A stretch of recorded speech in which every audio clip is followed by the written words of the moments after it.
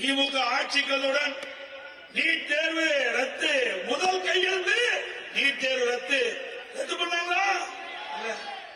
முதியோர்களுக்கு அவர்கள் வாங்கப்படுகின்ற முதியோர் உதவித்தொகை உயர்த்தி கொடுத்தாங்க, அதுவும் உயர்த்தல.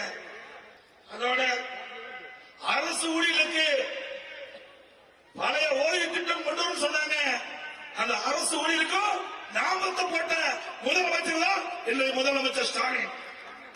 பிறகு நம்முடைய குழந்தைகள் எல்லாம் கல்வி கற்க வைக்கிறோம், படிக்க வைக்கிறோம்.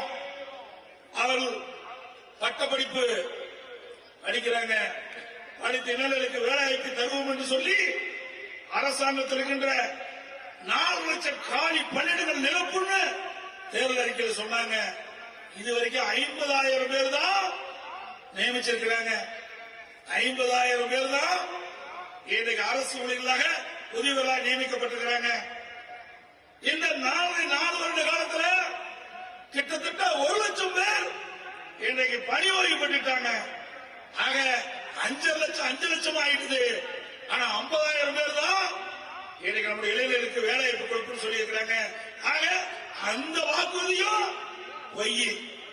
US மாய்ஸ்சரைசிங் அலோவேரா ஜெல்லை யூஸ் பண்ணுங்க. வைட்டமின் இ அடங்கிய US மாய்ஸ்சரைசிங் அலோவேரா ஜெல்.